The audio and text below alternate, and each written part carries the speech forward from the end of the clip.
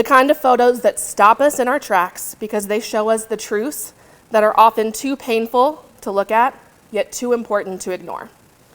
We are incredibly honored today to have with us a man who has spent over 50 years behind that kind of lens, Mr. Patrick Chauvel, who is not just a photographer, but he is a witness, and you'll get to see some of his photographs and hear from him later.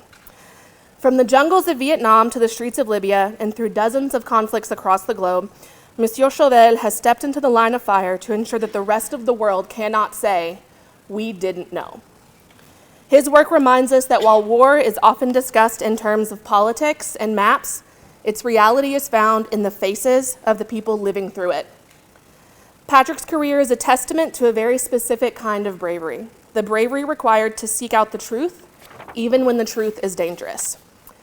His presence here today is perfectly tied to the reason we are gathered, the Normandy Freedom Prize. We at Taste Creek High School are honored to have been chosen to host this presentation, only the second time, I believe, ever in the United States, so you're very lucky. This prize was established to honor those who stand up for liberty and for human rights. It draws its inspiration from the D-Day landings in Normandy, a moment in history where people from all over the world are united to face a common enemy. But freedom isn't a trophy you win once and keep forever. It is a living, breathing thing that requires constant defense. The Freedom Prize is about recognizing those who work tirelessly towards a more free and a more just world. Those who, like Monsieur Chauvel and the three nominees you'll learn about today, use their voices, their art, and their lives to protect the rights of others. It's about people who refuse to stay silent in the face of injustice. You may have heard we hosted our own little competition here in Fayette County for students to talk about their definition of freedom. We are lucky to have the three winners of that competition here with us today. I want to take a moment to recognize them. Our very own senior, Logan Bays. Stand up. Lève-toi.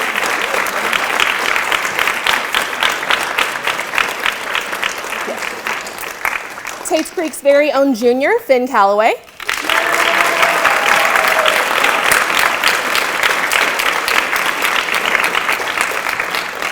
And Henry Clay Senior, Marin Weber. Woo!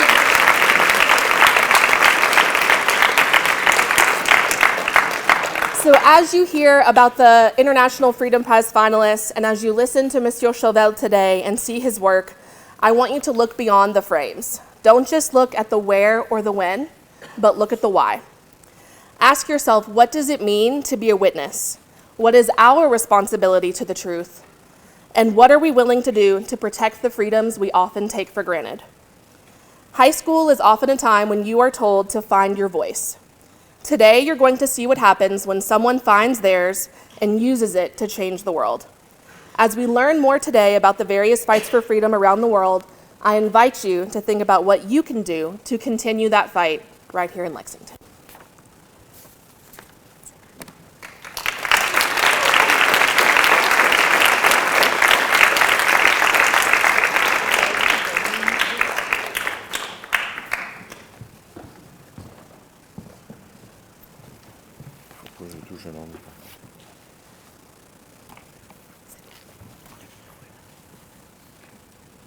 Ladies and gentlemen, can you hear me? No, it doesn't work. Can you hear me?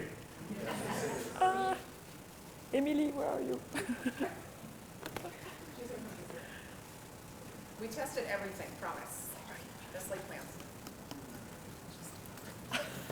So sorry. No problem. Yes, it was not the right button. Sorry. It is actually on here. It's out of battery.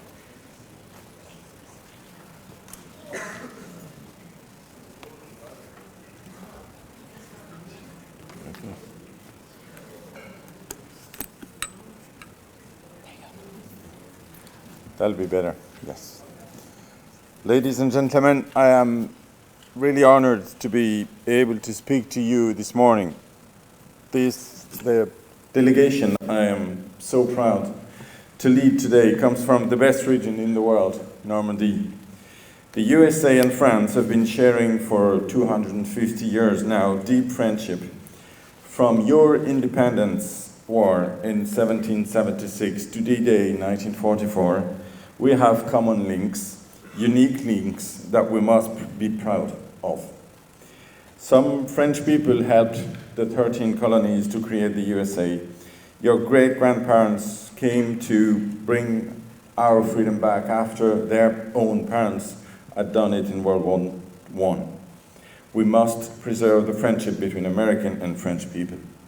On D-Day, 100,000 young people bringing freedom to us and peace to us.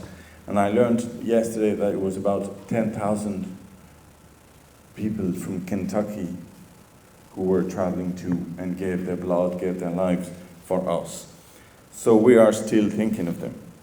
But not only do we think of them, but we are so grateful to them, and we want to show them. They were your age when they landed on a spring morning, windy morning on our beaches. They had no clue of where exactly they were, but they knew they would sacrifice the best years of their life, and for many of them, give their life. As the last heroes are passing away, those who are now 100 years old, we wanted them to know that today some young people of the same age can still fight for freedom and promote people who fight for freedom. That's why the Freedom Prize has been invented. During this prize, you decide of everything. You send us names of people you appreciate. The international... Somebody... Does it mean I've been too long already? The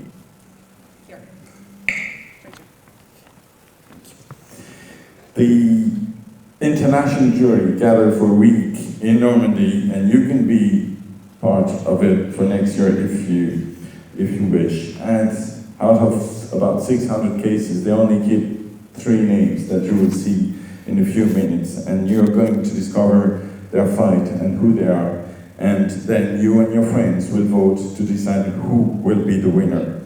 It is our prize, but it's only and mainly your prize. It's your vote, because it's your life. When the Freedom Army landed in Normandy, they all had a different point of view about freedom, but they all put their different faith in one goal, and that's why they succeeded. This prize has the same goal.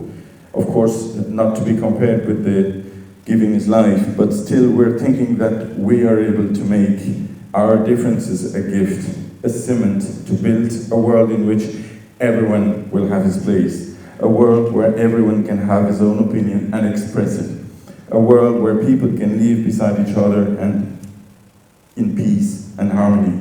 We will therefore have created the best army. And this army will be invincible, as it will be your army. It will be our army. It will be another freedom army.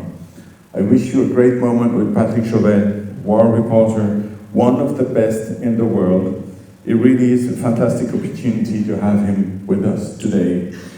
He was, for example, probably will tell you, 10 days ago he was in Ukraine. Be free to ask him all the questions that you wish. He'll answer every question.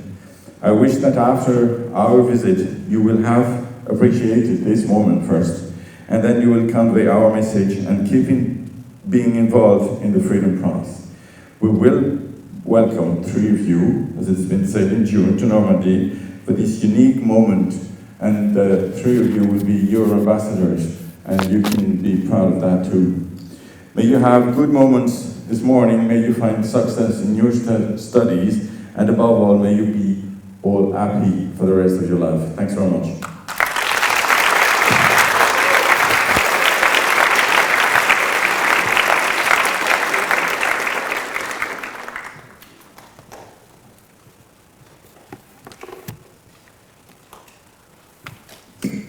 Hello everyone, my name is Sarah. I'm really glad to meet you all today. I'm an educational project officer on the Freedom Prize. And just before beginning, I would like to thank you, Telescript High School, for welcoming this event today, and also Kelly and Happy from Sister City to organize all our stay here. And also to tell you, excuse my English, I will try to do my best, okay? If you don't understand, just tell me and I will try to repeat, okay? So, as you know, the event is going to be divided in two parts.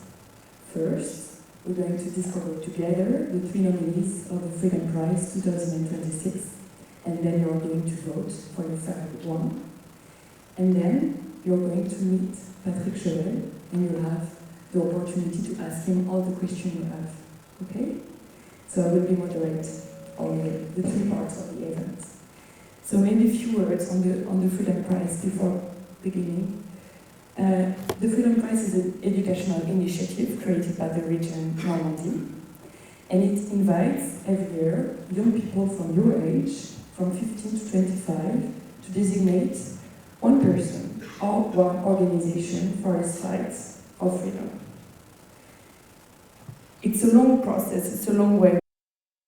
It's September, so from September to receive a lot of proposals, more than 900 proposals of person or organization. And then we gave all these proposals to young people because, as Bertrand just said, adults do not decide at any moment of the project. It's your prize. So a panel of 24 young people from all over the world studied all these proposals and then decided to select three finalists, the three nominees that we are going to discover together today. And we are here today for that. This is the voting phase. So again, we ask the young people of all around the world to vote and to select the person, or the organization that represent the most the fight for freedom. Last year, 86 countries, people from 86 countries voted, so it's an international project. Today, more than 60 countries participate to the vote, so it's really huge. And we're really happy that you are going to vote as well today, so it's going to be your prize as well. So, we are going now to discover the three prizes. We have three nominees, one NGO and two persons. So for each one, I'm going to play a short video, and then I'm going to explain the key elements of the fight so you can understand everything. And then I will ask you one question, so you're going to have the opportunity to react to it. And then you're going to vote. We're going to give you ballot papers, so you can tick a box on paper and then vote. And then we're going to bring back to France, collect all the votes, and we're going to know the laureates, like early May, mid-May. Okay? Is it clear for you? Yes? Is the English okay?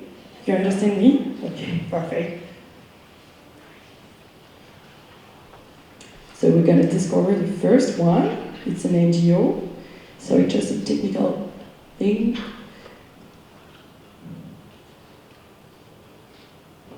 China Labour Watch is an NGO based in New York, founded in 2000 by activist Li Qiang, who defend the rights of Chinese workers. It was created at a time when China was becoming a low-cost production hub for many international brands.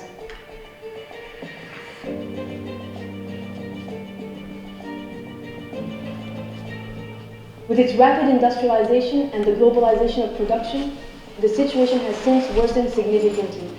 Dangerous working conditions, child labor, restrictions on trade union freedom, human rights violations are widespread in Chinese factories. China Labour Watch investigates these abuses to inform the media and the international community.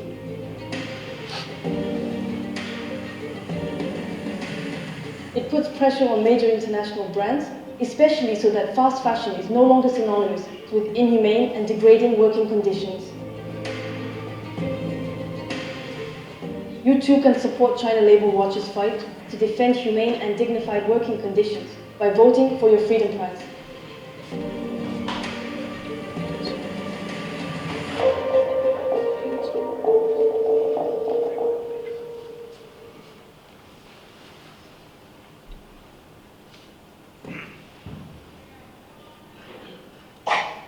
Okay, so this is our first nominee for the Freedom Prize.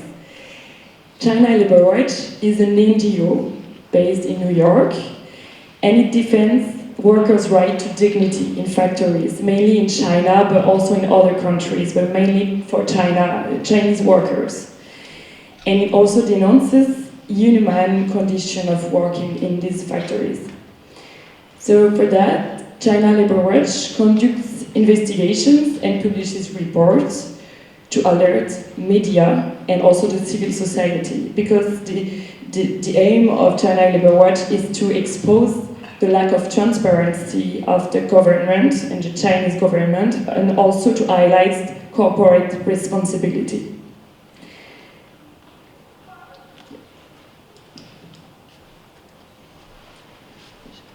You may know Shein, the brand Shein. You know it? Okay. It's a really big brand, it's really famous. And China Labor Watch used to publish a report on the condition of working in the factories of Shein. And it revealed that, among a lot of things, the workers are paid by cloth produced. So for each cloth, they have their salary. So at the end of the day, they are not paid because of the time of work, but because of the number of clothes produced. Is it clear? Yes? Okay. So I have a question for you. In your opinion, what is the average wage for one item produced in a Shein factory? Is it less than 30 cents per cloth? Or is it more? Is it between 80 and $1? So, who think it's less than 30 cents? You can raise your hand. Okay, thank you. Who think it's between 80 and $1? You can raise your hand. Okay. So a majority for answer A. Let's see. Okay. Okay, but don't be so happy because it's really bad news. So yeah, workers in Shein factories are paid between 0.07 cents and 32 cents. So it's really, really low. And you have to know that to earn the average salary in China, to live in normal conditions, you have to produce more than 300 clothes a day, so it's impossible. And you have also to know that the average price of one item on the website of Shein is about $15.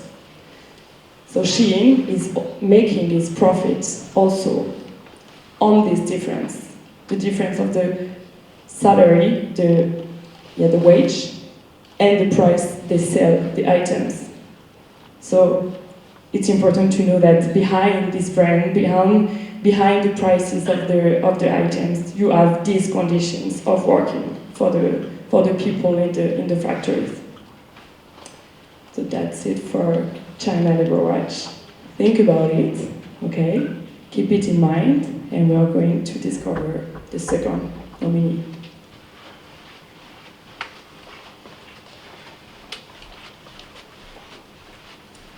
So it's a man from Afghanistan. His name is Matula Wesa. Matula Wesa grew up in a rural province located in Afghanistan, where access to education is especially restricted for young girls.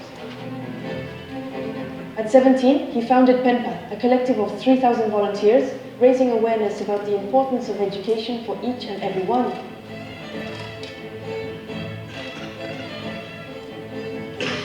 Since the Taliban retook power in the country in 2021, he has witnessed a deterioration of the human rights situation in his country.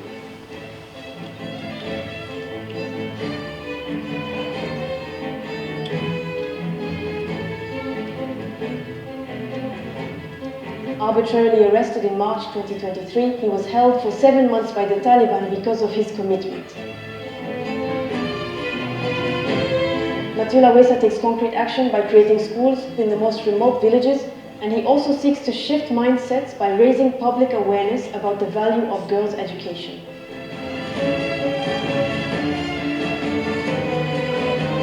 At the present time, Mathieu Wessa is still leading his fight in Afghanistan. You too can also support the important fight of Mathieu Wessa for the rights of girls and their access to education by voting for your Freedom Prize.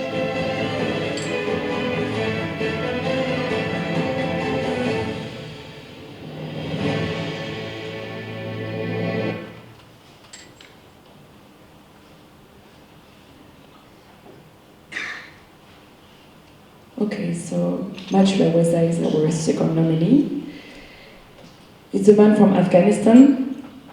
He advocates for the access to education to all the kids in Afghanistan, but especially for the girls, because in Afghanistan the girls cannot go to school. His fight is also in a context of a systemic oppression of women in Afghanistan. We say that Afghanistan is the worst country in the world about women's rights. And they are completely excluded from all the fields of society. And you have to know that Mathieu Wessa raises awareness about the importance of education, but he also provides the material resources needed to give this access. So it's raising awareness on the side, but also giving a concrete and material access to the girl by creating local libraries and to giving books in particular in the countryside of Afghanistan.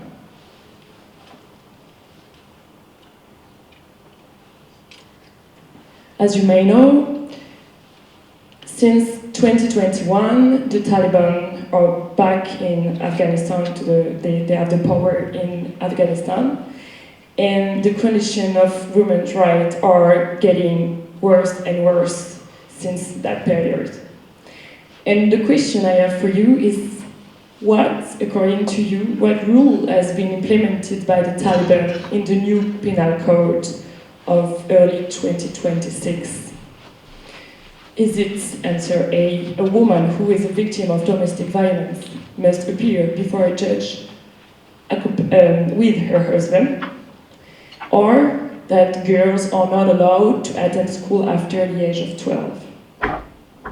So who think it's answer A? Put your hands up. Okay.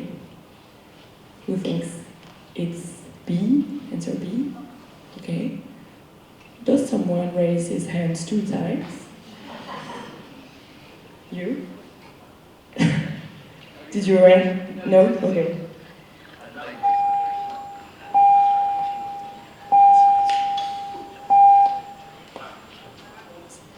The 2 answers.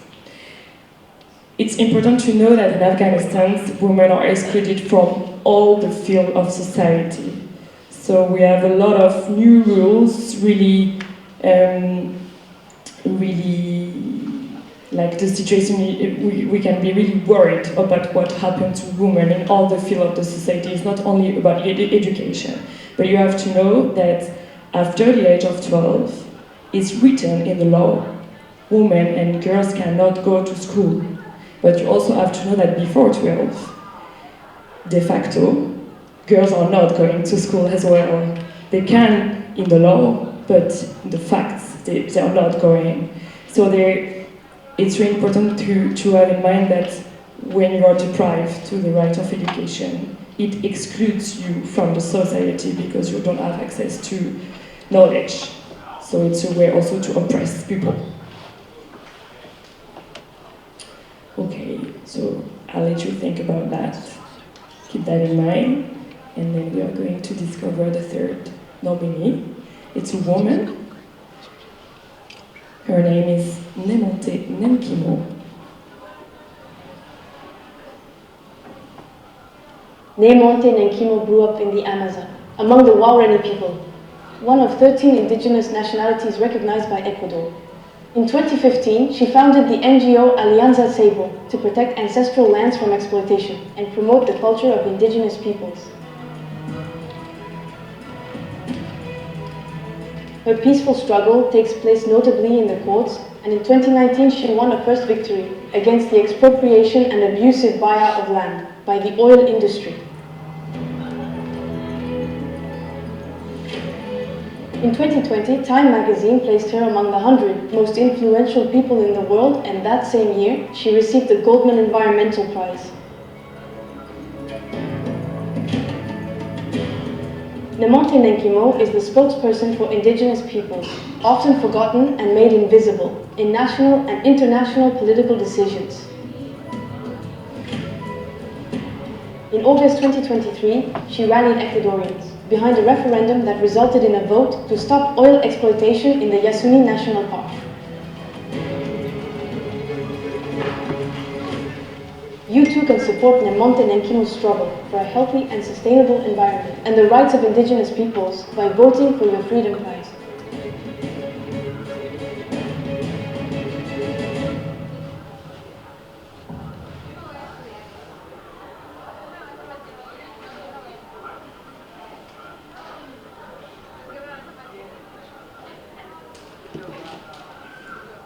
Okay, so she's our third nominee, Nemonte Nenkimo. Nemonte Nenkimo, she's from Ecuador.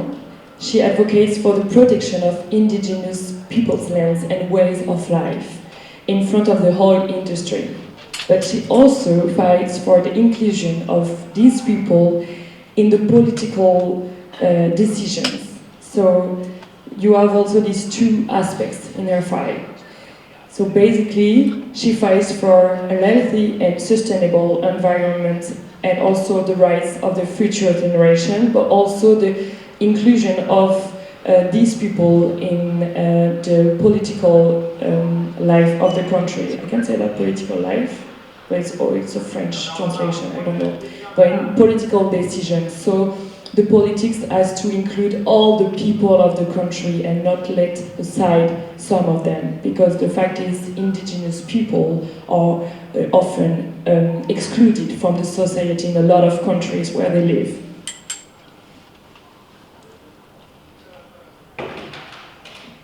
Nemonte Nenkimo, she's from people called Waorani people, and these people own about 8,000 square kilometers of Amazonian forests in Ecuador. And for the purpose of oil exploration, the government in 2023 sought to take away part of their homeland. So according to you, what percentage of their land has been threatened with the exploitation of the oil industry? Is it 7%, 13%, or 25%? So who think it's okay.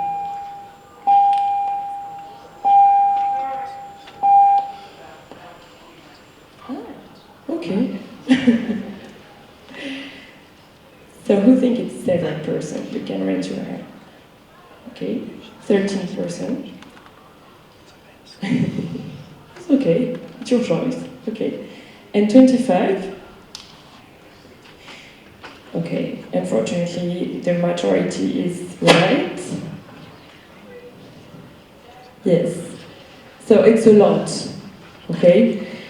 A quarter of their land has been threatened, but thanks to the fight of Nemonte Nenkimo, referendum, it works in English, is that correct? Yes? So the government asked all the population in Ecuador to decide what they're going to do, and the people voted against, so it ended this project. But you have to know that this fight is going on again today. It's a permanent fight between the indigenous people and the oil industry, and the Ecuador is always fighting between these two logical, economy and the preservation of nature. Okay, it's almost the end of the presentation of the three nominees. I think we have time. If you want to react, if you want to ask questions, and I'll try to do my best to answer, or if you want to say something about one on the three nominees, about this fight for freedom, just before voting. So if one of you want to say something, if you have a remark, something to say, it's your time, it's your project, it's your prize. So just raise your hand and we're going to give you a mic. And continue thinking about the three, because you are going to vote. And you have only one question to ask yourself. There is going to be only one Freedom Prize this year. So according to you, who deserves to be highlighted, to be awarded for his fight? Among the three are important, okay? The three are really, really important, and it's not a matter of who is more important than another, but only one is going to be highlighted for his fight.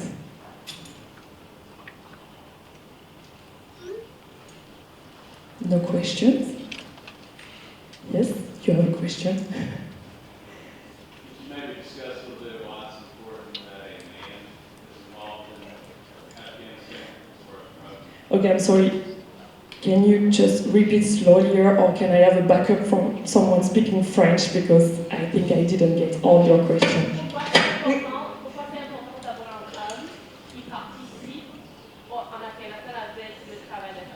Okay, thank you. So the question was, what is important to have a man fighting for women's rights in Afghanistan, right? You have to think about it. I don't want to influence your visions, but you have to know that in Afghanistan, the oppression of women is so important that we call that an apartheid. Apartheid, you understand? Gender-based. So it's not an apartheid based on the color of the skin, as we may have known in South Africa, for instance. But it's a gender-based apartheid. So the man plays like they have a systemic oppression on women. So it might be interesting to have a man raising this fight and this cause, but it's your role to think about it and to know if for you this fight has to be doing by a man or a woman. But it's something interesting in the fight of Matura. Another question? Yes? Wait, we're going to give you a mic. And speak really slowly, please, for me. Are you just giving them money, or are you like, how are you supporting them with the Freedom Prize? Okay, it was too fast. I'm sorry. Thank you for your question, because it's something I didn't say. Sorry for my English understanding. Yes, we give the laureates will come in Caen in Normandy on the 4th of June in front of 4,000 young people in the same room. He will get a trophy. He will get media coverage, and he will also get an allocation of 25,000 euros. So dollars, a bit more. $30,000 for his fight. So the idea is for the person is to use this money for the fight.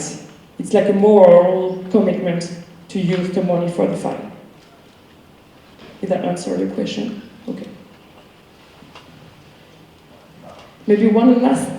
Sarah, just to complete the trophy that will be given to the winner has been made by a young Norman school, so that everybody could be involved in the Freedom Prize. I mean, you can vote for the Freedom Prize, you can send a case, you can support someone, you can think of freedom in front of a piece of paper or a computer, but you can also think of freedom with your hands and with a piece of wood or stone or glass, whatever. So that's why we wanted everybody to be involved. So the trophy is every year is different and made by young Norman people. Thank you very much. Okay, we have two, really quickly, and then you are going to vote. With Matua, since he was dealing with the Taliban, and that's an extremely dangerous situation, how do you guys make sure that the money gets to him safely, or that he doesn't get killed or hurt by the Taliban? We are in contact with him, so we know he's doing good. Matula has been in prison in 2023 for 7 months, but he has been released, and we know now that he continued his fight, and he's doing good, he's doing well. But you're right, your question is really interesting. It's a risk that we take, and it's every year we are taking the risk that some of the fighters, some of the nominees can be exposed to danger because they are nominee for the Freedom Prize. But it's a balance, and if we think too much about the risk, we stop everything and we don't do anything, you know? And it's a balance that we have to find. But the only thing I can say to you is that we know that he's doing good now and he's in safety. Yeah, but it's a risk. The really last one over there. Oh, maybe, I'm sorry, we have to choose between two of you. Yeah, I was just wondering when we'll know. Yes, good question. Early May, something like that. I cannot give you the exact day, but early May you can follow the results on the website freedomprize.ifr, something like that, or you can just Google it, Freedom Prize, you're going to find it, and also on social media. So you're gonna, yeah, early May I think. Okay, I'm sorry we're gonna stop questions because you are going to vote. We're gonna give you ballot papers. Okay, just some instruction on the screen, please pay attention. Check only one box. Be careful, they are not in the order of the presentation. So China Labor Watch, the NGO, Nemonten Kimo, the woman in Ecuador, and Matula Weza, the Afghan man. Sure. So, do not fold it, do not write anything, just take a box, and if you don't know, and you have the right to not to know, you can tick a box in blank vote. So you vote, but you decide not to you decide not to choose. Okay, it's okay.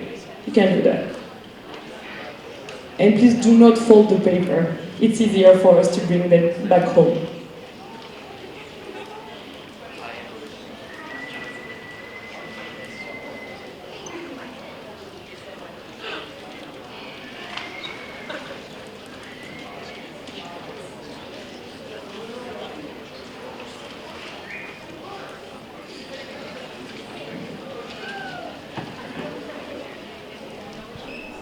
Share with you all my answers. So I have one question on the process. Maybe we're not that clear, so I can say it again. So the three nominees, they have been selected by a panel, an international jury from 15 to 25. They went in Normandy in February. They worked during 4 days, 5-4, and they studied all the 100 proposals we received. We didn't do anything. They decided from the beginning till the end who should be the three nominees. And another question was, is there little awards for the two nominees who are not laureate? The answer is no, unfortunately. But it's really interesting to be nominee. We are in contact with the three ones, and they're really happy, and it's really interesting for them about media coverage, because their fight is known by more people, so it's really interesting for them to be nominated. And another question was about the jury. You can apply to be a member of the jury for next year. It's an application. The people who decide and who choose from 900 to the three ones, it's a really important phase of the project. You can apply. It's an online application. You have to write your motivation, and then you can come to Normandy for 1 week. So yeah, it's up to you. You can have all the information on the website of the Freedom Prize. Okay, 10:15. On the time. Congratulations. You just voted for the Freedom Prize 2026. I think you can applaud yourself.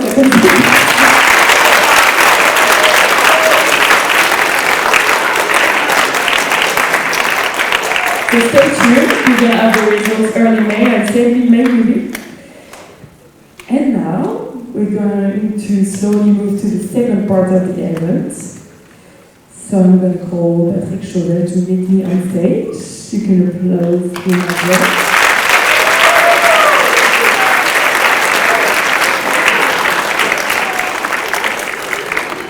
Can we give a mic to Patrick, maybe? Do we have another? Ah, you have it on your.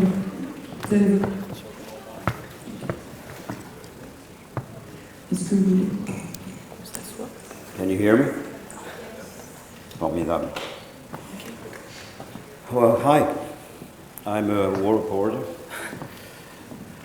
I was supposed to introduce you, but you want to do it yourself? We can do that. Vas-y, vas-y. Yes? Do you want to sit or to stay? I'll stay standing. Okay. So, you are Patrick Chauvet. You were born in Paris in 1949. You're a photojournalist, a writer, a documentary maker. You are the one of the greatest photojournalists in the world, and you have covered most of the conflicts of the last 50 years. You always worked as a freelance journalist, and you won many, many awards, including the World Press Sport News in 1996, following a report on Chechnya, and I think a picture of this has been selected by you. In 2014, you created the Patrick Chauvet Fund for memory, but also for sharing with young people and to serve as a link between the generations. Today, you still work as a journalist through photography, films, and writing, but you also give conferences as today, and you really want to speak to the young generation. And indeed, I also wanted to tell you that Patrick has been president of the International Jury 2024, so he knows really well the Freedom Prize. But I think you can really complete this introduction. And I think also you guys chose 5 photographs, right? So Patrick can comment these specific photographs as well. So, hi.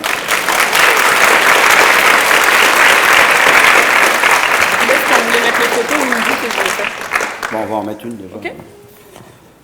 So I've been doing this for half a century, a little bit more. So I'm starting to be tired of repeating the same thing. War is a threat. War exists since thousands of years. War is a challenge. You live in peace for quite a while. I mean, your country has been at war for quite a while also. But to make you live, permit you to live in peace. Your grandfathers, your fathers have fought in different places. My father fought in Normandy side by side with the American Army. He landed in Omaha Beach as a scout with the Big Red One. And all these people defended us, and we have been in peace for 80 years in Europe. We forgot that war is natural and peace is not. The human people have always fought. You put 2 young babies and only 1 bottle of milk. One's going to have a black eye and the other one a bottle of milk. That's the nature of a human. So peace is a treasure. You have that treasure. It was given to you by the fighting men. And you have very just wars, not all of them. And you have to cherish that. And to keep peace, it's work. It's education, it's respect of the others, respect of not being racist and all that. I mean, there's many things that make peace work. But it's not natural, don't forget that. War can just blow up very quickly in your face. It's very easy to start a war. It's very difficult to stop it. Most of the people who started war don't know how to stop it. Look at what's happening in Ukraine. Putin thought he would take Ukraine in 3 days. It's been 4 years. He doesn't know how to get out of it. So that's the problem. Now my job is to not leave the people that are suffering in the dark, Because if there's no witness, there's no crime. So that's my job. I don't only work for the press. I work for, how to say in English, for history books, for the International Tribunal. Some of my photos go to the press to inform you. Some of my photos will go to the International Tribunal to condemn the terrorists, the dictators, to make them aware that the new dictators aware that one day there will be a recognition of their crimes. If there's no information, there's no freedom. If you can't have information, you can't think. And a lot of times, the past, if you know the past, you can build the future. That is my job. I'm like a go-between between the suffering people or the fighting people and you in peacetime, so you know the dangers and you can protect your peace. So this is my job. And of course, at first, I went in Israel when I was 17 for the 6-day war. I went there for adventure. I missed all the pictures. The only pictures that the guy managed was a soldier who took my camera. He knew how to use it. All my pictures were not good. So I realized it was a job. So I learned how to take photography. And I went to Vietnam in 1968. And I was friends with the American soldiers. They were my age. And actually, it was a pretty good souvenir. I was young. I was unconscious. I thought I was never going to die. And I was covering the war in the jungle with the American soldiers who were young like me. Then one day I dropped my camera in the mud in the jungle in front of a North Vietnamese prisoner. And I shouted, "Shit," but in French. And he understood French. And he said, "You're French. Can I talk to you?" I said, "No, I don't want to talk to you. You're the commander of communist terrorists that are firing at me and my American friends." Well, he said, "I'm not your enemy. I'm the enemy of the Americans." I said, "Yeah, but the Americans are my friends." And he started explaining me why he fought. And he talked well. He was a communist commissar. He had studied in France. And I listened to him. And it was interesting the way he put his fight. I didn't agree with him. I understood why he fought. I could understand why he decided to fight, to free his country from another country. Although it was a civil war, we must not forget that. It was South Vietnamese fighting North Vietnamese, with the Russians on one side, the Americans on the other side. It was not an invasion. But anyway, his speech was pretty good. Then the American lieutenant said, "Don't stop talking to the enemy. I don't like people to tell me what to do." So I said, "Hey, I do what I want." So I lost a little bit my friendship with the Americans because they were trying to direct me. I didn't like the North Vietnamese guys, but I understood his war. So suddenly I felt really lonely, right in the middle. I had just became a reporter. Because a reporter is not supposed to have his opinion interfere in his work. We're impartial. Of course, in the heart, maybe not. But that's the difference between local photographers and international photographers. I mean, Iranian, Syrian, Israeli, Palestinian photographers are very good, but they are Palestinian, Iranian, and Israeli. So in their heart, they have the fight of their country. If I go to Gaza, if I go to Iran, if I go to different places, I'm French, it's not my conflict. So I will have a perspective, a different perspective, and I'll probably be closer to the truth. Because the main casualty of wars is the truth. And my job is to find the truth. There's probably a few different truths, and my job is to make you understand what's happening around you so you can protect your environment, you can protect, I mean, it's not only war, but I do war. You can protect yourselves, and you can take the right decisions, because amongst you, maybe there's a future president of the United States. And if you know the past, you can build a future without making a few mistakes. Because, you know, invading Afghanistan, the British did that a long time ago, and they lost. They left. And they were the most powerful army in the world then, but they lost. The Russians invaded Afghanistan, and they lost, and they left. The Americans and the French, the international, force invaded Afghanistan, and we left. After 20 years, billions of dollars, the Taliban are right back in the same place. So it would have been nice that our presidents would read the history books before they make the move, because nobody has never invaded a country and succeeded, ever, anywhere. Well, not for very long anyway. So now Putin should have known the story like that. He knows his army left Afghanistan. He wanted a war 3 days, it's been 4 years. So that is my job. After the Second World War, lots of Germans said we did not know about the Holocaust. More or less believable. But today, because of the work of reporters and because of internet, you can't say that. You can say, I didn't want to know. But then if you don't want to know what's happening elsewhere, you're partly responsible for what's happening, because it's a choice. Now, my job is to give you a choice. My job is not to talk about me, it's to talk about the others, about the suffering Ukrainian, Palestinian, Israeli, and having talked to you directly, because you can't all go to Ukraine and Gaza. I'll go for you. So it's a passion. I love doing this job. I like the adventure. I like the adrenaline. But my personal feelings about that will fade away in front of the sufferance of the people. I remember in Syria there was this young boy, probably between 8 and 10. He was dying, and he saw a cameraman and me. He asked the doctor to call us, and he talked about why he was wounded, and he said, I warn you, I will tell God what you adults have done to the children.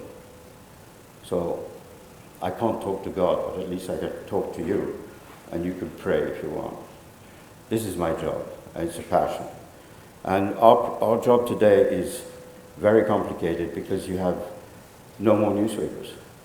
Everything goes through internet and social media. That's great, but it's dangerous also, because on social media you have like a flow of information. It becomes like a fog of information. It's like liquid, and you can't, how can you catch the truth amongst all this?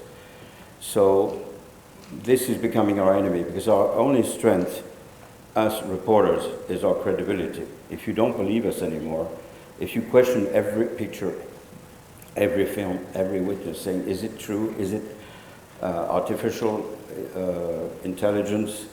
Is it fake news? Then we're no use anymore. So try to watch what you're looking, because you have too much information kills the information. The difference between us and the social media is that we verify our information. I will take a picture, take the name of the guy, try to find out why he's here, what happened before, what's going to happen after, before I send it. I'm not just going to send a picture like that. I know that we are useful, because why would the Israeli army forbid us to go to Gaza? Why would, in many places, we're not allowed to go if we were not dangerous for the truth? A lot of governments don't want the truth to appear. So for us to be stopped, I mean, like in Ukraine, the last reporter who was killed was a French photographer. He was aimed by a small drone, so the operator could see him. He had press written on his chest with his cameras, and he was killed by the drone. He was cut in two. They aim at the press. They aim at the press because we're useful, because they're afraid of us. So it's a good thing that they're trying to shoot us and stop us. It's not very convenient for us to work that way, but so many times I'll take the press thing off so they don't aim at me as a journalist, and so I could be killed like any other soldier, but not specifically. So please believe us, we do this job because we like it, but it's dangerous, and we do it seriously. So this is a photo that was taken in Vietnam. They were moving the population to get them out of the hands of the communists. Je ne sais pas comment ça marche. Là, up. This is the you know, the end of the colonial wars. The first colonial people who colonized Africa were the Portuguese in 16th century, and they were the last to give them up in 1975. This is a rebel fighting the Portuguese. This is the revolution in Iran in 1979. I stayed 1 year there. That was the first big demonstration against the power in place. They tried that again last year, but more than 10,000 young people were killed. This is Haiti. Haiti, it's always a disaster. There's always an earthquake, an epidemic. The president is killed. Gangs are taking over the cities. So the people want to go to a country where they think they're going to be free and find a way of life. United States. Their goal is to go to Miami. So they fight to get on the boat. I went with them, which was not a good idea. I wanted to do the story. They said they would be in Miami in 3 days. After 3 days, there was a storm. So I turned to the captain. I said, the sky is very dark. I think we should turn around. I trusted him. And he said, don't worry, I have my gigi. I suddenly had a little feel of danger there. I said, what is your gigi? And he showed me this little thing in leather. And he said, I put it in my mouth, and then we'll go over the clouds and land in Miami. So I said, okay, Patrick, you're dead. And, well, the boat capsized, and only 14 people out of 44 survived. But at least I went with them and I could tell their story. This is part of our job, I can't just have them leave and, okay, make 2 or 3 pictures of the boat, and how can I tell their story if I don't go with them? But it's not always simple. This is the war in Chechnya, the Russians attacking Chechnya because they wanted to separate from the Russian Empire. So this story is still going on with Ukraine. Now I'm going to show you 2 little films. One film, I was working in Syria, in the desert, with the rebels. And now the rebels were very brave, but they were very bad fighters.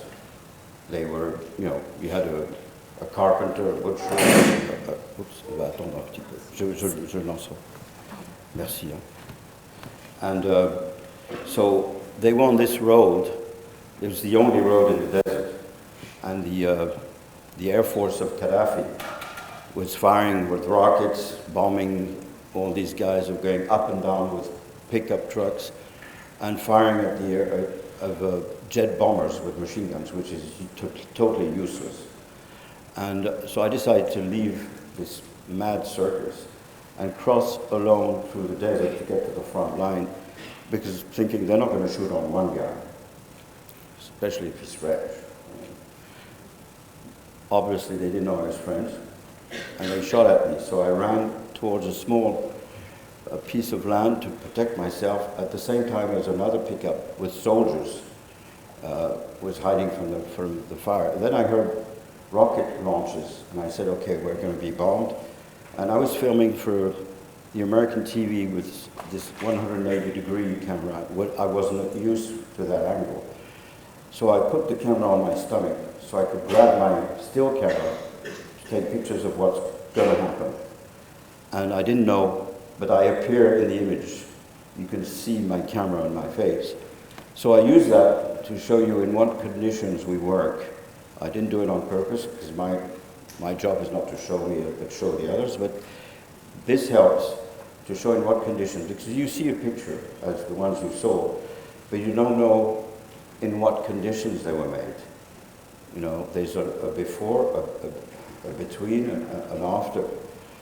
A picture is 1,000th of a second, but the photographer, the reporter, has to get to the place, try to find people to work with, and then live the life of them in good or bad conditions. So I show this because I want you to understand, please believe us, reporters. We don't do this and take those risks just to tell bad things or stupid things. We're serious. We're not serious when we're in Paris in a bar, but we're serious when we work.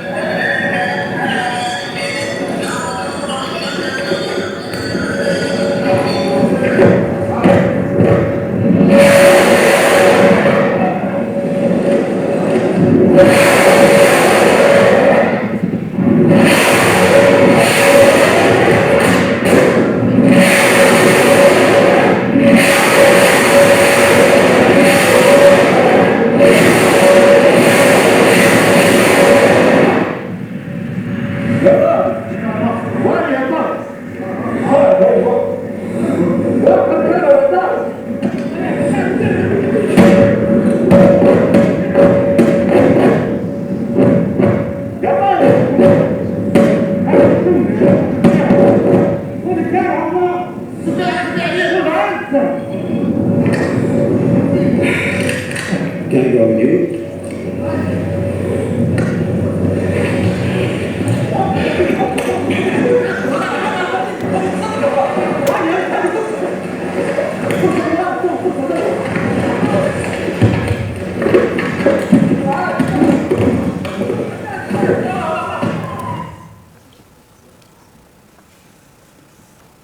Can you still hear me?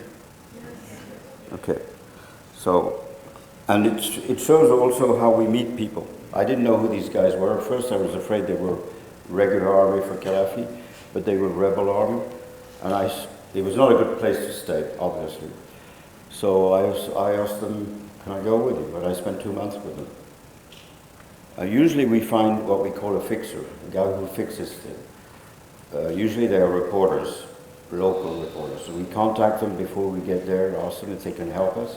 We pay them around between 250 euros or dollars a day, up to $500 a day.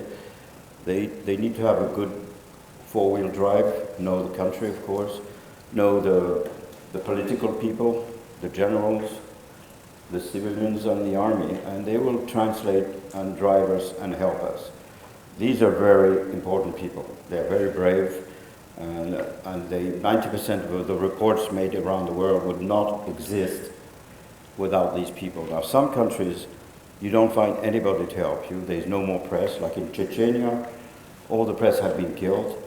So I would draw a burning Russian tank on a piece of paper, and the Chechen fighters would laugh and take me to attack a tank. I learned a few words in Chechen, what it's like to say, hi, how are you? They would take me to the mountains sometimes when it was calm, and they would offer me vodka. I would say no, because they're Muslim, I respect their religion. They would insist. And one guy told me, he spoke a little bit of English, you must accept to drink, because if you drink, we are allowed to drink. So I was invited everywhere. But when I said, hi, how are you? They all laughed. And for 3 months, I kept saying hi to the families, and everybody was laughing. One day, I met this doctor who spoke a little English. I said, when I say hello, people laugh. He said, well, say hello. I said, hello. He laughed. I said, okay, what am I saying? He said, it's complicated. You're saying your grandmother is in cardboard. So we need fixes, obviously, you know. So the next picture was done a little bit more than 10 days ago. I was in Ukraine going to 2 artillery sites. And the danger in Ukraine, you have 30 kilometers deep, where it's what they call the death zone. You have drones that can reach 30 kilometers deep before the front line. So you have to drive as fast as you can. And you have a radar in the car to try and spot the enemy drones, and that means you have to jump out the car then. As I said, the French photographer was killed a few months ago in that death zone. So you're going to be in the car with me, and then you're going to see the artillery guys firing at the Russians. And then of the last part of the film, the Russians fired back 4 glided bombs, but they missed where we were and hit the village where we had left our car. So welcome to Ukraine.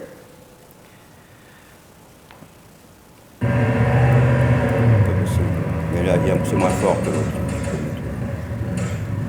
Laisse pas trop.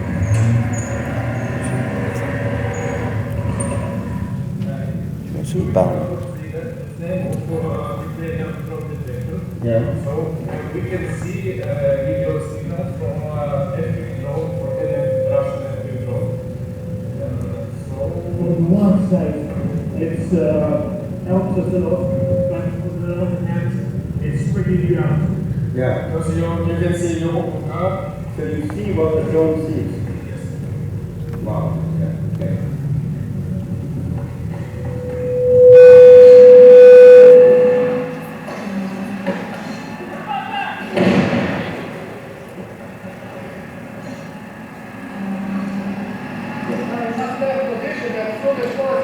Okay, let's go. The same street with the next day.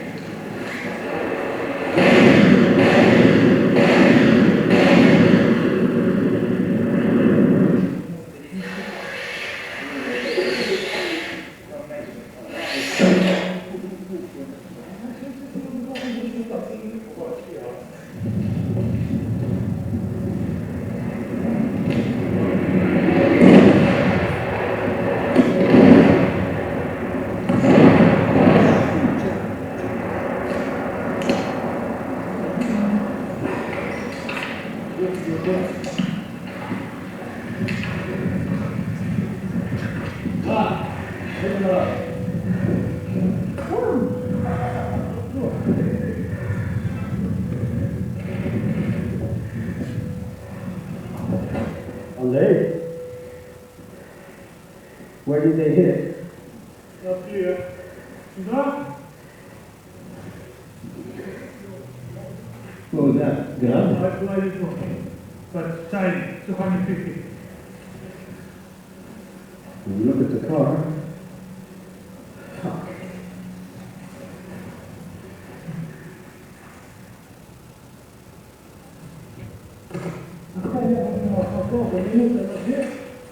Оно бы меня показало бы дорого. Да. 2 минуты раз, я только потом зашел и переключил. Так, сейчас break for a few minutes and we'll decide what to do. I'm a bit short, but All right.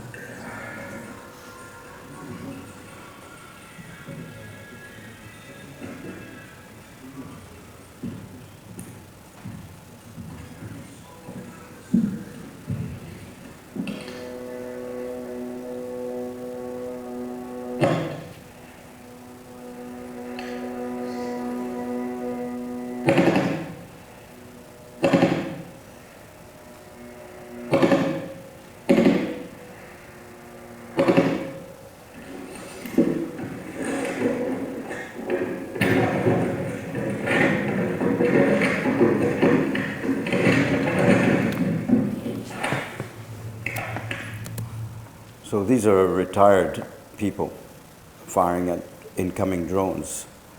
You have mobile anti-aircraft units like that. Usually it's volunteers working with the army, for the army, and that are all around the cities firing at the drones. And they get a pretty good result. And around Kiev there's 30 women, it's an all-woman outfit firing at the drones, and they're called the witches of Bucha. You know, they have a witch, their sign is a witch on a balai, comment on dit un balai? A groom? Anyway, so this is my job, this is what we're trying to show you in difficult conditions. We like our work, we hope it's useful.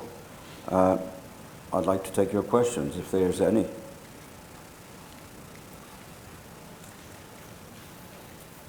How exactly do you... Could you give your mic? How, what?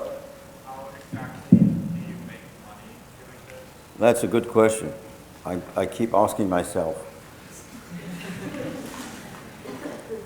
It used to be quite okay because there was agencies that had money, and when they thought, or we thought, because I listened to a lot of people around the world, I check what's happening in a lot of people, I have friends everywhere, so I keep my days, my weeks calling different correspondents in Africa, in Central America, in Iraq, Iran, everywhere. I have people that I contact to see what's the situation, what's happening, what do you think? I would tell the agency, they would send me with the money of the agency, and then they would call the newspapers, because they were newspapers then. They would call Life, Time, Newsweek, different newspapers like that, French newspaper, German newspapers, and the newspapers would pay the agency who would pay me. Today there's no more agencies, there's no more newspapers, so we're pretty broke. So I do conferences, I write books, I make films, I make expos, and I sell to collectors some pictures. The money comes from there, but we don't make much money. Sometimes we lose money, actually. Last time I went to Syria, nobody was interested, I couldn't find money, so I paid my trip. It cost me quite a lot of money. I spent 6 weeks. Finally, a French magazine called Paris Match bought 5 pages of the story, and so they paid me 5,000 euros with the taxes and what the government takes, so I earned 3,800 euros, and 6 weeks cost me 3,000 euros, so I earned $800 for 6 weeks' work. So that's not enough. I told that there was an American soldier, a Marine in Afghanistan, and he said, "You must be really well paid to be in this deep shit with us." And I said, "No." I told him how much I was paid. And he turned to the patrol and said, "We have an idiot with us, I mean, he's working for peanuts. Only monkeys work for peanuts." So during the rest of the patrol, they called me the baboon. That was very nice. But they were laughing. There's lots of jokes during the war. On my helmet, to protect me against the drones, I don't know if you noticed, I wrote, "Don't shoot, it's me." I'm not sure it's going to work, but anyway. So we're not well paid. You do it by passion. I know several of you have questions on your phones, so would you very briefly get your phone out to do your question only, not the world? You can do so this time, and then immediately put it back. Thank you. I am from Ukraine, and I'm very respected sharing people about Ukraine. Well, which part of Ukraine you mean? Which city? Or There? Yeah. Kramatorsk. Oh, Kramatorsk. I know what it is. 15 kilometers from Kramatorsk. I know, because I'm from Donetsk. Donetsk city? Yeah. Yeah, I am born here, and after that I moved to Kharkiv. So there was 2 parts. The cannon is near Kramatorsk, which is the French cannon, and the rocket launcher was next to Chasiv. Mm-hmm. Well, I know the city. I've been there 5 times or 6 times. My grandparents lived there, And I very respect you sharing people about Ukraine. I very appreciate it, and I know this should be not very easy, hard, and you deserve more. To be honest, like more money and more respect from people, because I know it's so hard. Because I live in Ukraine like during almost like part of the war, 2 years and a half. It's been too long, and I'm living in the US only 1 year and a half. And I very respect it. This is so hard. Thank you. Well,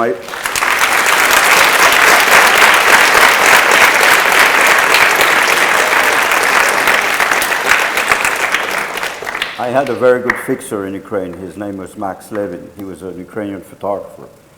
And we were separated during the fight, and he was killed. He was captured and executed by the Russians. I know, Russians killed people like civilians. Slava Ukraine. Were you allowed to be armed during this, or were you relying on others to protect you? Excuse me? Am I allowed to be armed? Yes. Were you allowed to be armed, or did you rely on others to protect you when you were doing this? Well, let's say a reporter is not supposed to be a combat. So that was supposed protects us. We're non-combatant. We're a civilian, we're reporters. We should be protected by the Convention of Geneva. But of course, nobody gives a cares about it. So I won't carry a gun because what am I going to do with it? It's heavy. I have my cameras. Nobody is going to say don't do it, but let's say that's the way it is. A reporter is a non-combatant. Now in Syria, we would have to cross 70 kilometers of enemy territory in our car, in our Jeep, when we would go through villages of Daesh, Al-Qaeda, all these kind of guys. So between the driver and me, there was an automatic gun with a bullet engaged in the barrel, in case. So when we're alone, crossing enemy territory, let's say philosophically, we're not supposed to be armed, but in reality, there's a gun not far from us. We don't carry it, but it's in the car, in case. Once we're on the ground, we're never alone. So the soldiers have guns, and it's the same thing like if somebody's hit and wounded, if he's alone and I'm the only guy there, I won't take pictures. I'll pick him up and I'll treat him to try to save his life. But he's never alone. Usually when he falls, the other soldiers will pick him up. So in both ways, we're not supposed to participate, we're here to witness. So we're not supposed to change things that are happening, and we're not supposed to use guns. But in certain circumstances, you're not just going to watch somebody die and take pictures.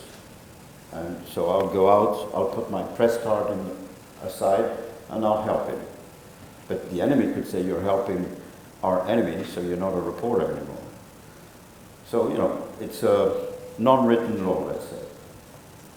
Defend yourself, but don't be caught doing that. So it's very rare. I mean, only in Vietnam once when we fell into an ambush, American soldiers were dropping, and the lieutenant looked at me and said, okay, this is good, but this is better. You can pick up a gun on the ground and help us to defend ourselves. My life was in danger, so then I was just not a reporter anymore, I was defending myself. But reporters do not carry weapons. Hi there. This is kind of two questions in one, so I'm sorry about that. I can only imagine the connections that you make beyond what we are able to see through the screen. Excuse me, can you slow down, please? Oh, yes, sorry. I can only imagine the friendships that you must have made in these areas, even if you're not supposed to directly intervene. And I wanted to ask if you have any specific stories about a friend you may have made or a person you may have met, and how you cope with potential losses that are inherent in this career. Of course, you know, when you're in danger, friendship comes very quickly, brotherhood comes very quickly, and you have to be careful that friendship and brotherhood doesn't change your way of thinking. And plus that, it's dangerous to have good friends in war because you're going to lose them, and then you're going to, your heart is going to bleed, and it's going to be hard for you to go on working. So you have to be careful with that. But yeah, I have many friends. I mean, after the Vietnam War, for more than 20 years, I would meet American soldiers and Vietnamese soldiers in bars in New York, and we would raise hell in the bar. We were friends. And so, you know, I know people, the Portuguese soldiers I was with in 1972, I go on holiday at his place in Lisbon since 1972. And his son, who's like 30 years old, comes to my house in France. So I have friends around the world. I have African rebels, Portuguese soldiers, South Vietnamese soldiers, even North Vietnamese soldiers that I met. That prisoner, I saw him again after, and he died now because he was older than me, but we make friends, and it's hard to lose them. Like Max Levin, this Ukrainian great, incredible photographer, was a good friend. And I was really very angry the way he died, and I stopped. When I went back to Ukraine, I made an inquiry with a detective, and we went to get to the place where his body was, found the car, found the bullet holes in the car, found the direction where the fire came from, found the trenches where the Russians were when they fired at him to stop his car and then take him out of the car, burn his friend alive, to make him talk, and then execute him. And we found the bullets in the car, we found the trench, we found plates with food in the trench. We took the food and the forks and the knives and analyzed the DNA. So we have the DNA of the guys that killed him. And I had put aside my press card to try and find who, what, why they did it. And they were part of a regiment that vanished in the war. One day the FSB brought to me a prisoner from that regiment so I could talk to him and find out who exactly ordered the killing, because he was shot by an automatic rifle in the chest.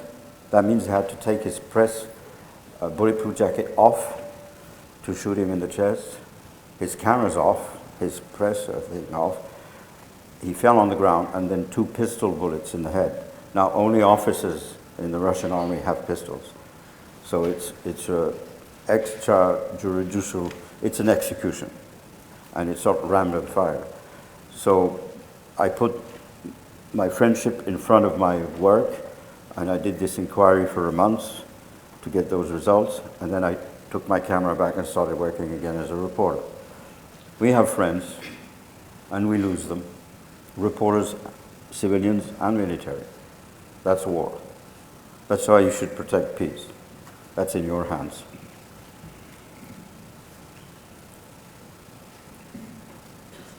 Thank you for coming, by the way. I think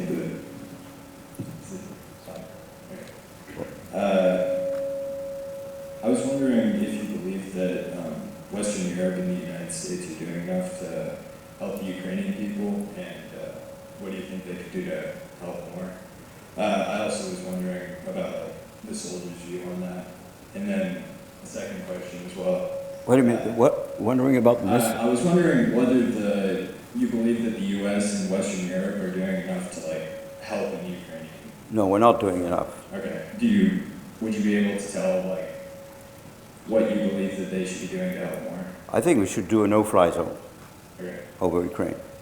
No bombs, no missiles, no airplanes. And then Russia would probably talk. And we can do that. We can do that very easily. Is that what the soldiers that you've talked to believe as well? The who? The soldiers in of course. The Ukrainians? The problem in Ukraine is the sky. Yeah.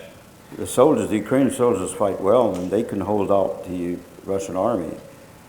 They don't have much ammunition. You saw the cannon only fired twice, because after they have, first of all, to change place before there's a counterfire, and they don't have enough ammunition. But the problem is we don't have enough ammunition in the French army either. We can't give them all our ammunition. So we have to speed up the fabric of ammunition. And the Americans are spending a lot of their ammunition in Iran now. So at one moment, but the Russians are losing between 1,000, 2,000 dead a day. So I don't know how long they can keep up that. You know, that's the problem. Now you have African soldiers fighting on the Russian side. You have North Koreans fighting. You have prisoners. You have minorities like the Tatar, the Mongol, the Chechens. That means Russia have a problem of recruiting men. So maybe in the long term it will work. But it would save a lot of lives, even the lives of young Russians, if there was a no-fly zone. You see, like, we got 4 bombs trying to hit us after we were firing this artillery. If there was no airplanes, no missiles, no drones over Ukraine, I think the war would stop very, very quickly. And then I had a second question. How do you find yourself on one side or the other of the war? Like, whether you're on the Russian or the Ukrainian? Well, usually we try to go on both sides. But the Russians are not very open to French for the moment because we're helping the Ukrainians. So it would not be very bright for me to go to Russia. I would probably be arrested as a spy and go to jail for 10 years, and then they would probably exchange me with a real spy 2 years after, which, you know, they did with American citizens recently. There was this young woman who was a basket player, I think, and she was captured as a spy, which is ridiculous, but they use it as an exchange for their own real spies. So otherwise, in Salvador, in Lebanon, I would go from the Muslim side to the Christian side. It was dangerous, but you could do it. But this thing on Russia, you know, we're saying it's a war in Ukraine, but it is an international war.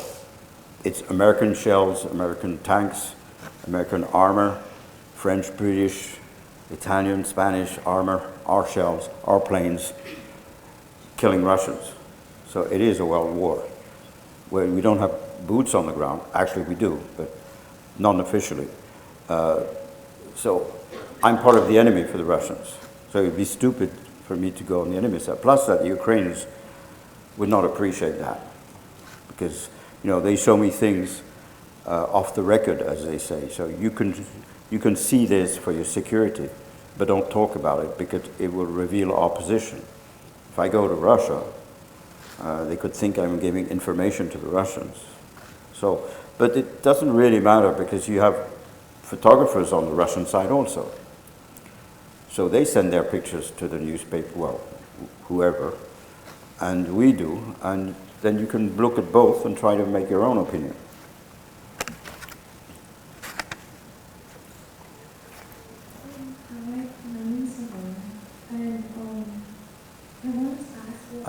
Sorry, I can't hear anything. My name is Samara, and first, thank you for coming here.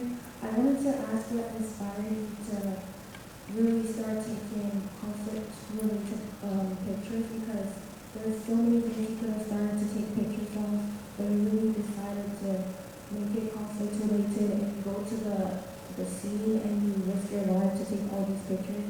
So I wanted to ask what really inspired you to do this. Well, what I was inspired to, why did I choose this job? Mm-hmm. Well, first of all, my father fought with the Americans in Omaha Beach, so he told me stories of war, of friendship, of fighting for a cause. So I tried the army. I don't like giving orders, so I left the army. And I wanted to see war, you know, when you're young, you want to be better than your father. If he's a good father, of course. And I wanted to be better than him. And his friends were a writer called Joseph Kessel. He was a pilot in the First World War, and he became a film director. He became a great writer, a poet. And all the friends of my father had been fighters, soldiers, and became great writers, great reporters, great filmmakers. And I was listening to their story.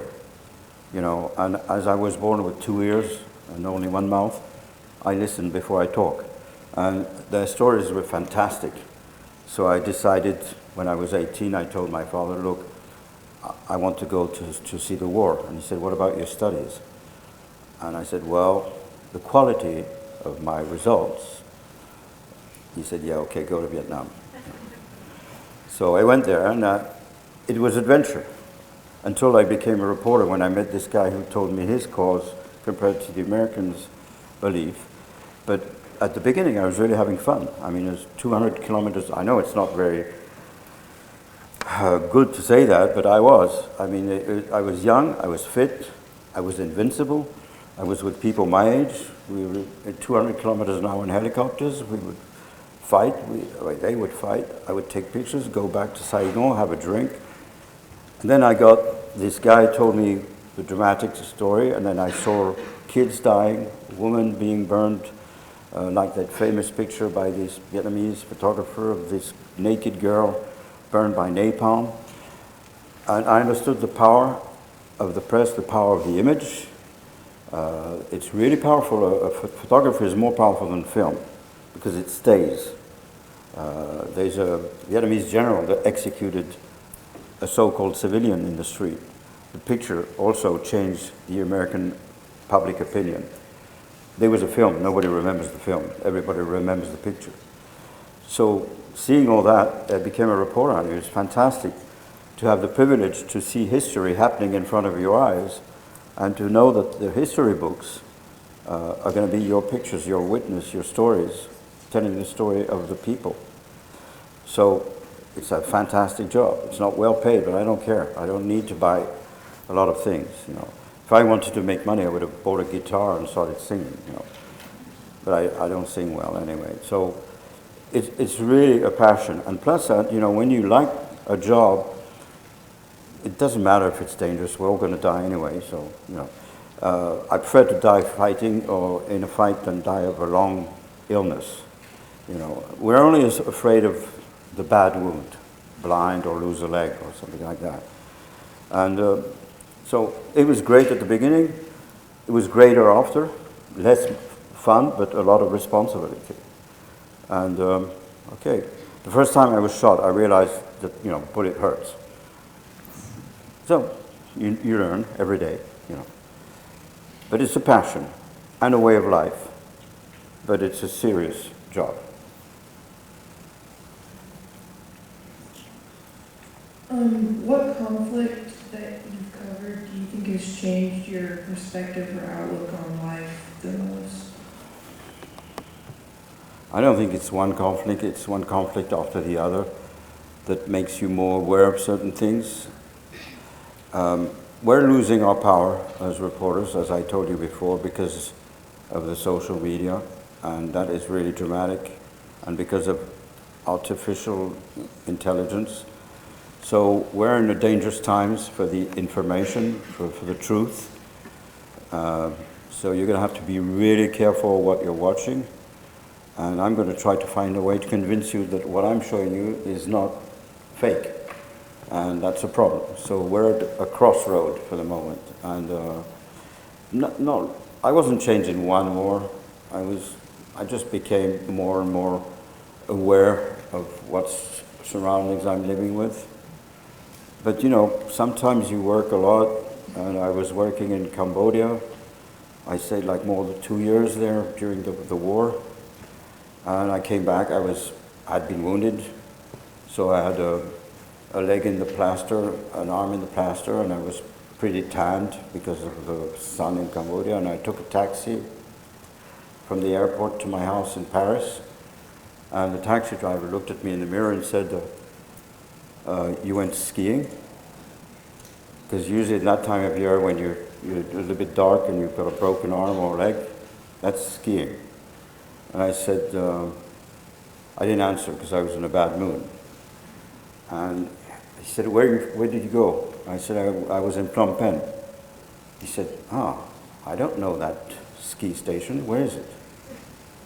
And that really made me mad. I had been sending pictures of Cambodia for years, and he thought it was a ski resort. So you see, information doesn't always get through.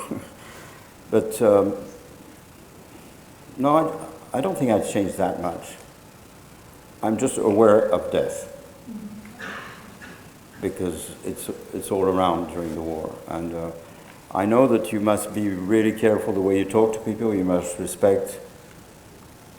Every country has its own way, and you could be killed if you get the wrong way, and you have to respect them. Sometimes they have laws or ways that you don't know, and you could make a fatal mistake. So before I leave, I read lots of books on the history of the country.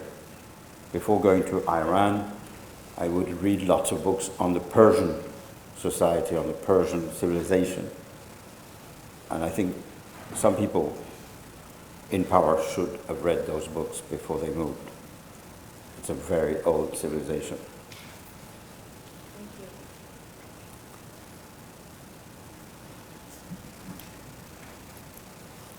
I was looking at a few of your pictures before yesterday. There was one specific one. It was in Africa of an older man who was about to be executed by a soldier. I was wondering if it's hard. Have you ever really wanted to intervene in a situation? Have you ever really wanted to intervene in a very, not even on a grand scale, but on a very personal level where you're watching one person about to be killed or injured or something like that? Well, that's a good question, because usually when I show that picture, it's one of the rare times I could intervene. They thought he was a spy. They were going to execute him. The guy said, "Don't take a picture." I said, "If you kill him, I'll take the picture." And he let him go. But it's very rare. Usually you don't have the space. There was a crowd in Iran. They were killing a general. There were about 5,000 people trying to kill him. I tried with an American photographer to stop them. I got stabbed. It was not a bad stab, but it was still, cut the skin. So the only way I could do anything for that general, even if he was not a good guy, but he's a human being, was to take the pictures of what happened to him. So people, it becomes the truth of what happened that day. Rarely you have the space. People are really angry. They're avenging somebody, and if you step in, you're probably going to die. But that picture you saw, it's a good question. That's nearly the only time I could save somebody. That gives me solace. That gives me solace. Yeah. Okay. Thank you. Thank you. Two last questions. My mic died, so she's just going to be loud. I'll try and pour it. You're going to be great. Go ahead.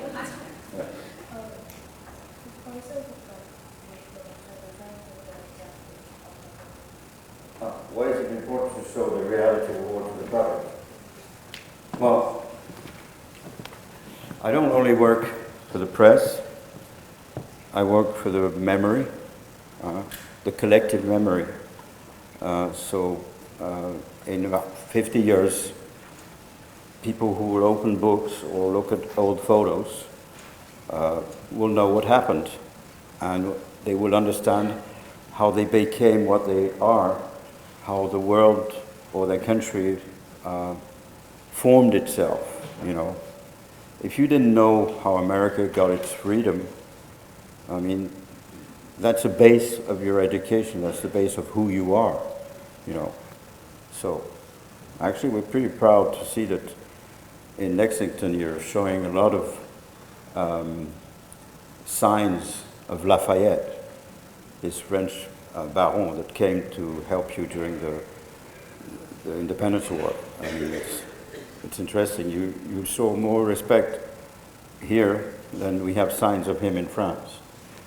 Yesterday I saw a bar called Lafayette. He'd be probably pretty happy to know that hundreds of years after people get drunk on his name. That's cool.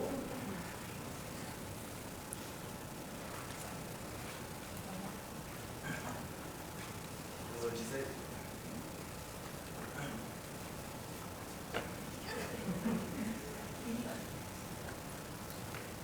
I think mine's working. Got one. By the way, you speak good French.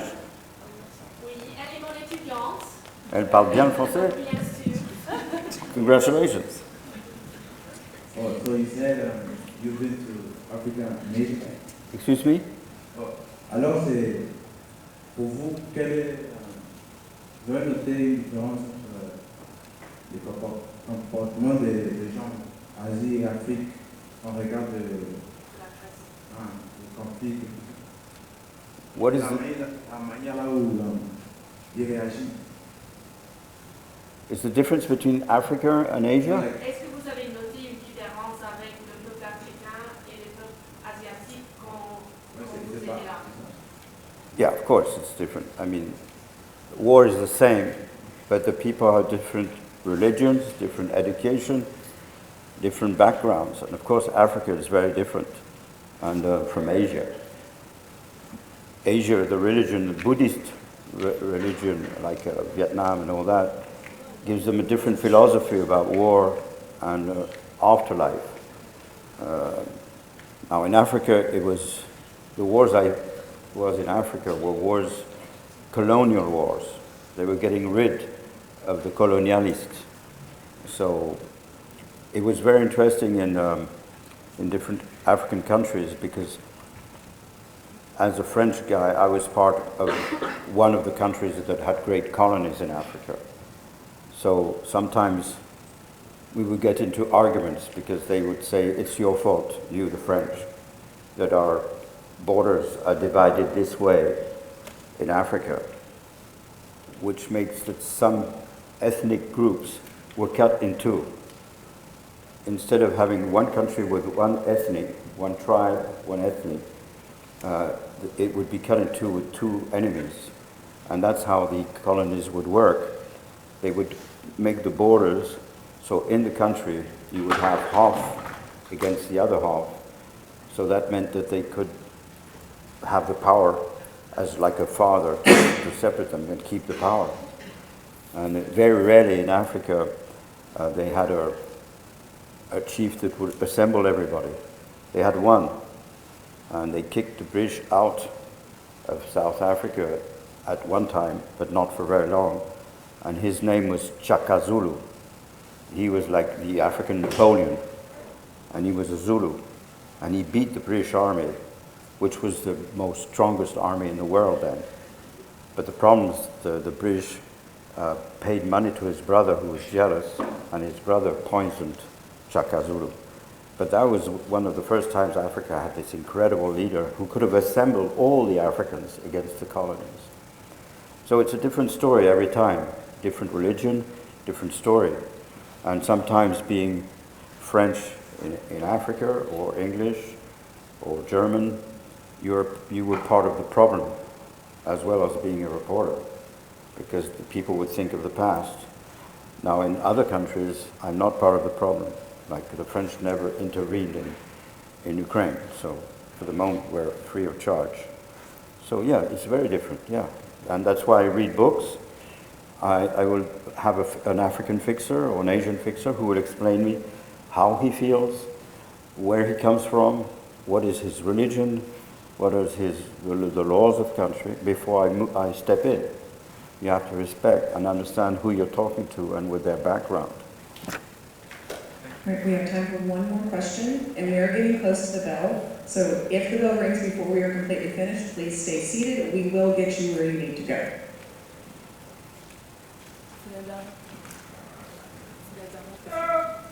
What specific moment from when you first became a reporter to now changed your perspective on war as a whole?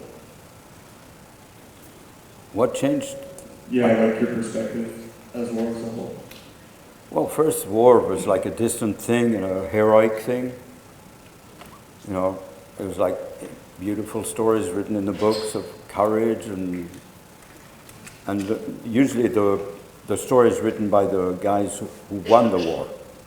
It's rarely the guys who lost the war who tell the story. But then when you are in the war, first of all, you understand that there's a lot of good things in war. Courage, people help each other, are generous. There's a lot of good things. And you can even have fun. And there are wars that have to be done. like when you Americans came to help us in France to fight the Germans. There was no doubt that it was the right fight. So while you're fighting, and it's all in high things, you can have fun, you can cry, you can feel lots of good things. Also, I saw people do things that I never saw in peacetime, do incredible good things to help others. That's it. But there also is the smell, the cold, the heat. It smells horrible when somebody's wounded. The smell of bombing, all that. It makes me hate war. I really hate war. So I cover war to fight the war, to help you fight it, to help you recognize it. So my perspective changed. Well, when I spoke to that prisoner, I understood that it was not black and white, but the gray zones, and that he thought he was right, and the Americans thought they were right, and the South Vietnamese thought they were right against the North Vietnamese. Don't forget, it was a civil war. The Russians were helping the North, the Americans was helping the South. So after thinking the war was romantic and great, and that I was invincible, when I got a few bullets in me and lost a few friends, I understood that it was not that romantic, but it was worth taking the risk to tell the story. Does that answer your question? Because maybe I don't even have that answer. No, so I'm trying to gain time. Well, thank you for listening. Thank you very much, Patrick.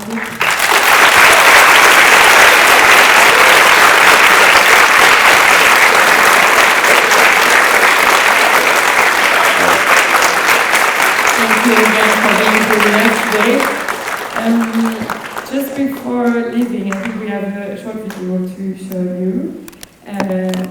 So I'm going to play the video, and I think afterwards there will be a conclusion words.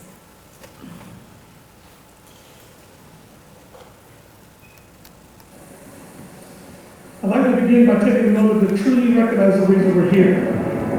To honor our World War II veterans before we take off once again our incredible journey to Normandy.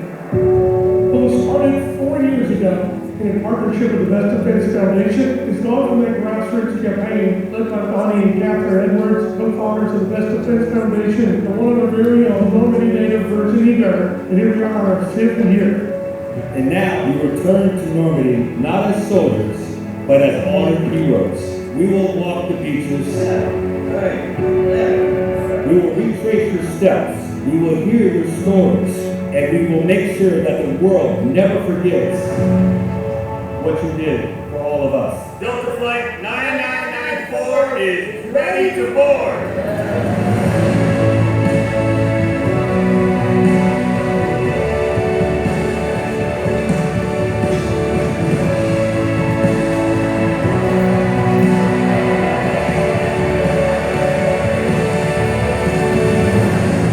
Citizens of Normandy, France are eagerly awaiting your arrival. Normandy stands as a profound symbol of unity and a true meaning of freedom. With each return to Normandy, we carry forward the enduring legacy of all the veterans. Wow.